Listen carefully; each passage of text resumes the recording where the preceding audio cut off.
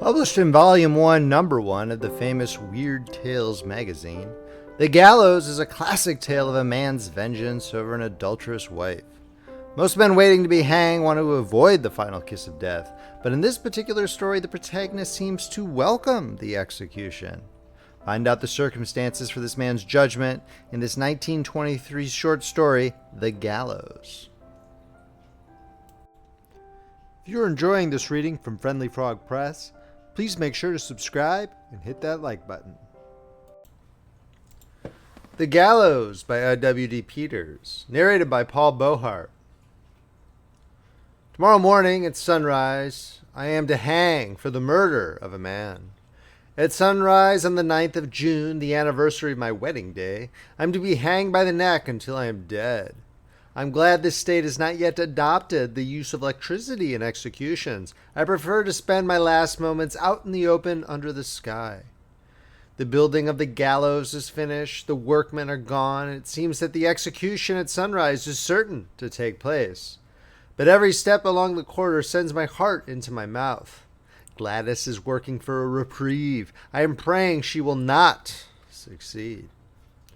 The governor is off on a fishing trip, away from railroad and telegraph. If they do not locate him in the next few hours, I shall be hanged.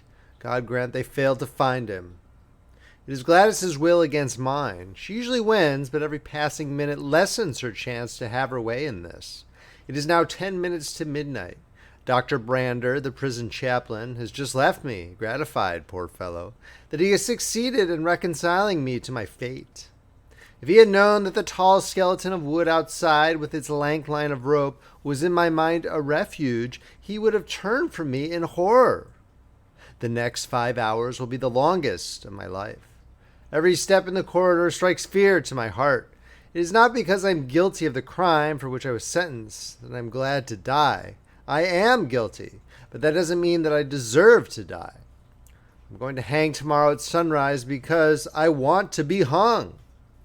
I could have saved myself, but refused to do so, solely because life has lost its savor. A great wave of disgust with living possessed and still possesses me. I am writing these words now that Gladys may know the truth. She has tried to see me ever since I was brought here, and I have refused to be seen. That is one right a condemned man has, to refuse to see visitors.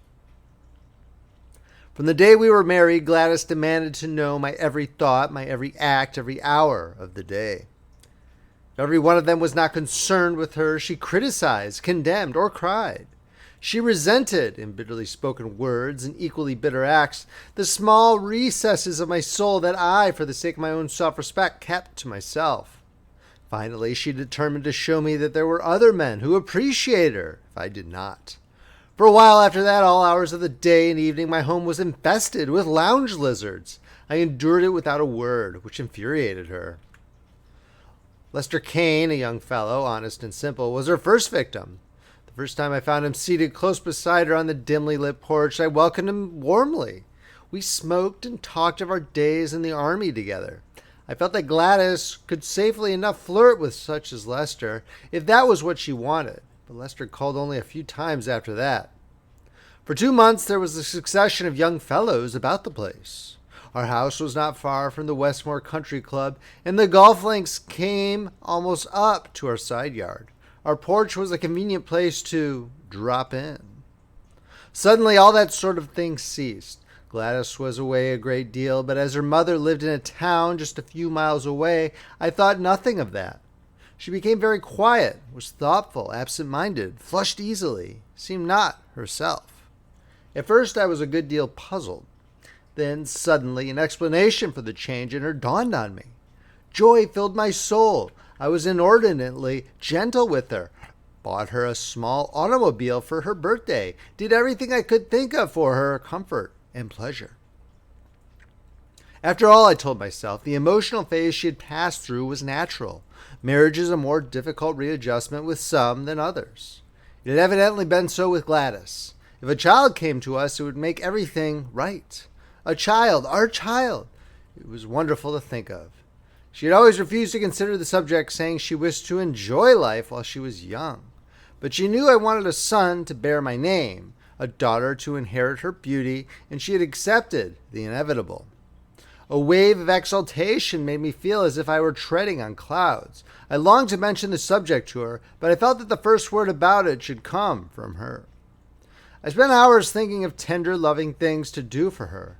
She accepted everything quietly, sometimes with averted face and flushed cheeks. I would draw her an inert figure into my arms and hold her close, but she made no response to my demonstrative affection. At this stage of affairs, my firm sent me on a 10-day trip to close a Western deal. It was hard to leave Gladys, but now, more than ever, I felt that we would need money, and lots of it. We arranged for Gladys to go to her mother's, and I was to join her there on my return. It is the same old story. I came home before I was expected and went straight to our cottage with the intention of having Gladys's room redecorated before bringing her home. At the gate stood Gladys's car.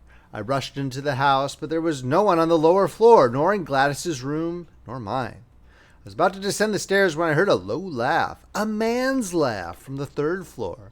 I dashed up there and stood gazing at the closed door of the spare room. "What's the idea of running away from me?" asked the man. "You can't blow hot and cold with me." "I told you not to come here again. It's not safe." "I'm not afraid of that husband of yours. You're mine, and you're going to stay mine." I listened intently. I could not recognize this man's voice. "Go now," pleaded Gladys, "and I'll come to your rooms this evening." "Not on your life. I'm here now, and I'm going to stay." "Let go of me. You are hurting my shoulder." There was a sound of scuffing. I tried the door. It was locked. I put my shoulder to it. The lock snapped. Gladys gave a cry, leaped away from the man, a man whom I had never seen before. The full-lipped, black-browed type, big, soft.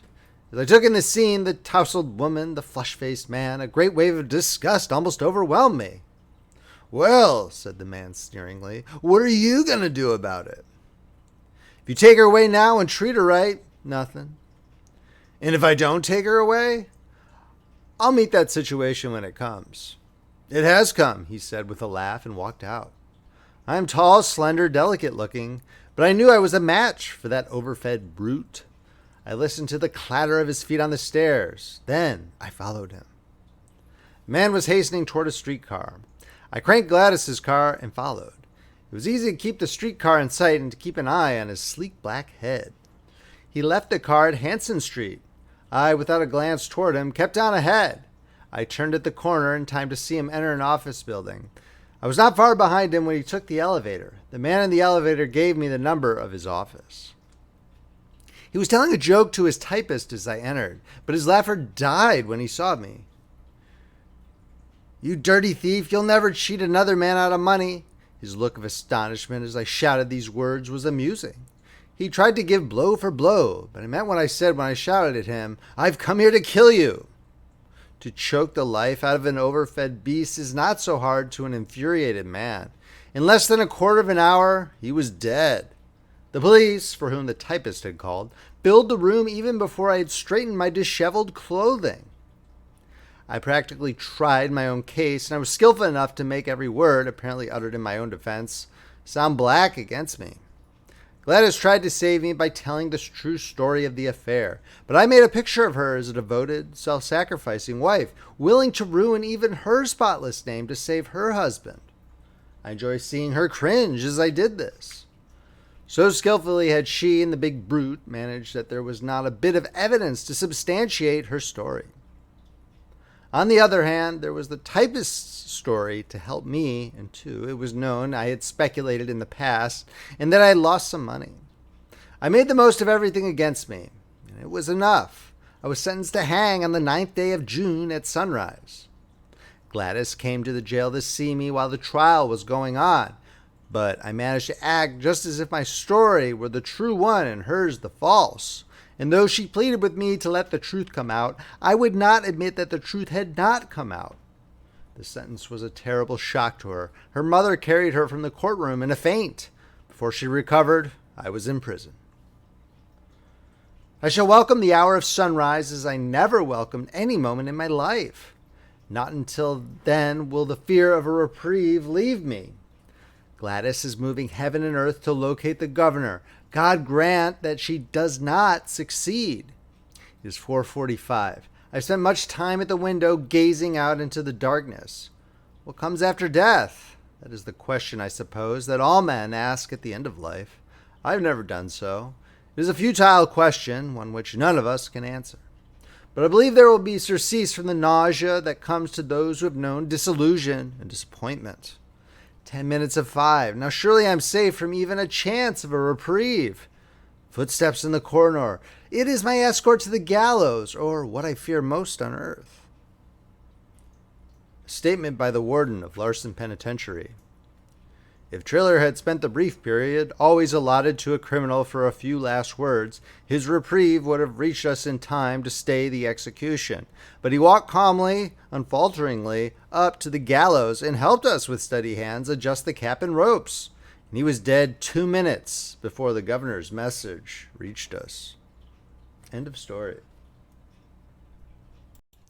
If you enjoyed this reading, please make sure to subscribe, hit that like button, and check out friendlyfrogpress.com, where you can see where our collection of eBooks, paperbacks, and audiobooks are available. Friendly Frog Press, where the classics come alive. This is Paul Beauheart, signing off.